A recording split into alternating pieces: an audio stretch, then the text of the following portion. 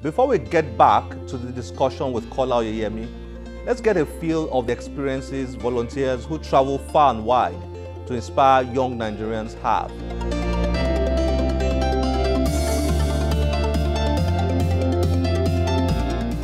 It's a trip taken to Bonny Island, which is situated at the southern edge of Rivers State in the Niger Delta area of Nigeria near Port Harcourt.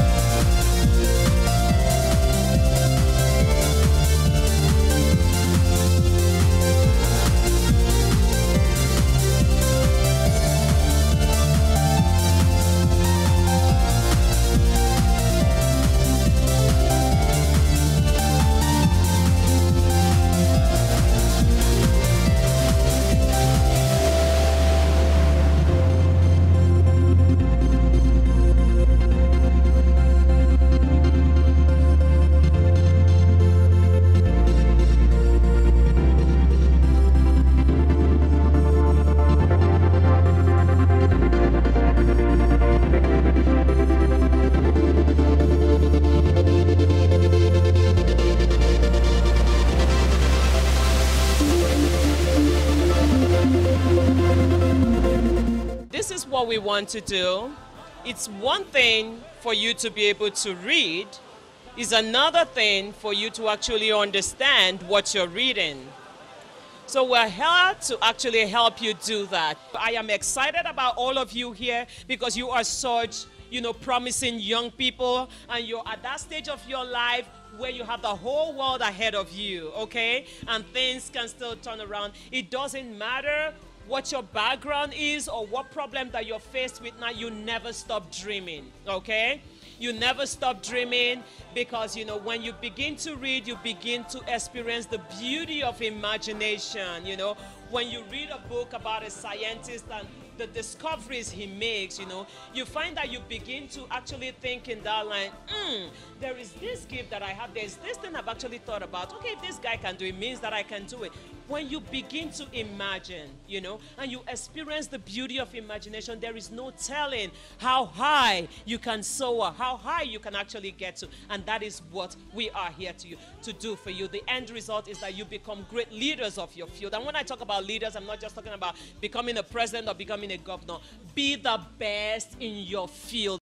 Now, let's spin to a positive angle to all this. Yeah. Now, you've got this array of young professionals. They're educated. They could be anywhere else at the moment, but they've given so much of their time and energy going into all these interiors and into all these schools to teach our young people how to read. That's an amazing testimony. That's a positive. It is amazing. And if I will paraphrase what Judge Bernard Shaw said when he says, my life belongs to the community. And it's a privilege for me to work to contribute to that community. He says that he doesn't see life as a lamp or a candle that can just be snuffed out. He sees it as a torch that is well lit, and that his job is to light of, point that torchlight into the dark recesses of life so he can bring some people out of that darkness. I see that as what I call the foundational principle behind what I do. When we went to Bonny, these folks risked their lives to cross the sea to Bonny.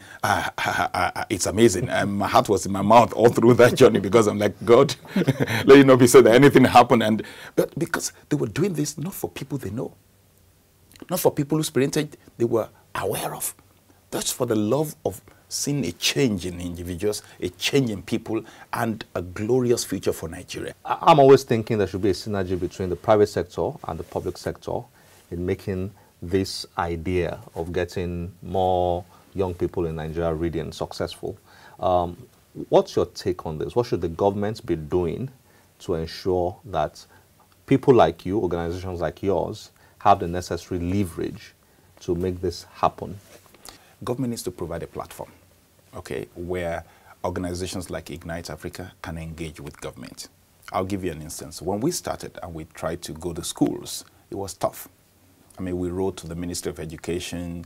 We had to explain who we were, what we were doing. We're not looking for money from government. We're just looking for access to schools. It was tough until a miracle happened, as it were, when the Lagos State government at that point said, okay, they needed to have 1 hour of reading compulsory in school. And all of a sudden, the schools we've gone to, who had said to us no, said, now come. So first thing is there needs to be a platform where organizations like Ignite Africa will be given access to schools. That's one. Number two is we brought into Nigeria about 4,000 books and counting. 4,000 4,000 books. Impressive. Yes. Now, the issue is for each book that we bring in, we pay taxes. Okay?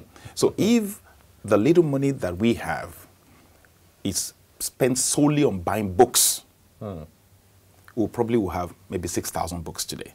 But because each time we bring the books in, we need to pay some money on taxes. Money to get it in. So the moment we're planning a budget for books, we must plan on how to pay taxes or tariffs on those books coming in. There was a government law that said 0% on taxes on book importation into the country. I know that last year that tariff was increased from 0 to 62%, and there was a lot of outcry on that. And the government suspended that. How come it's still affecting you?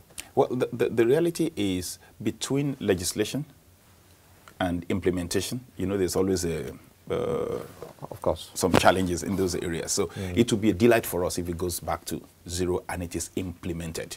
Okay. So, but so far you've been paying taxes on the books. Each time we bring in books, we pay tariff and all that.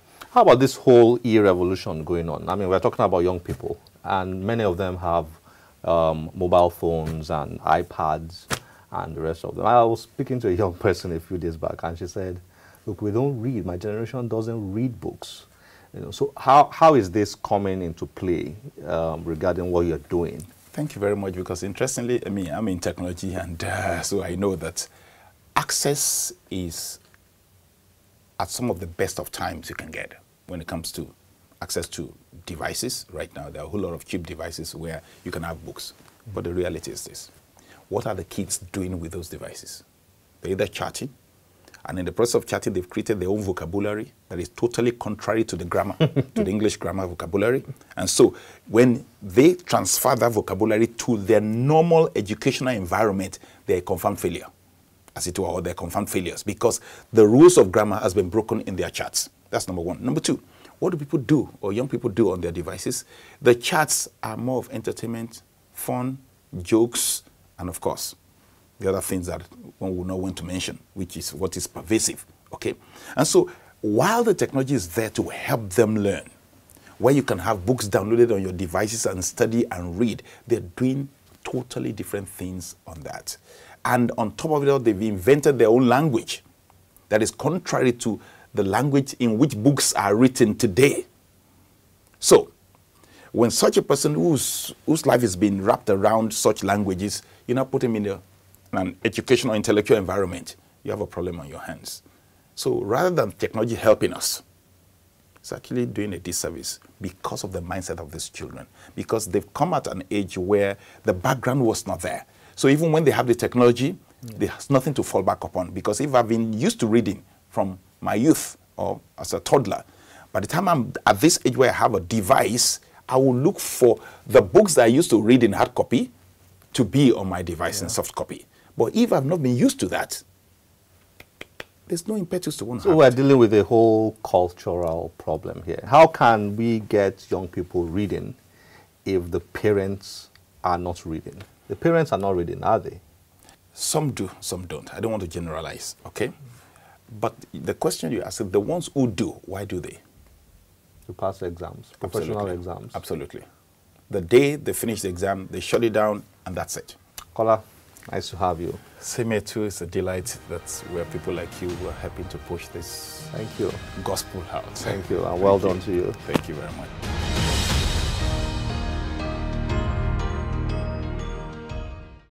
Well, I hope you have enjoyed today's show. Please join us on any of our social media platforms displayed on your screen. We'll be happy to get your views. My name is Olakunle Kasumo. Remember, one great book can change your life. Bye-bye.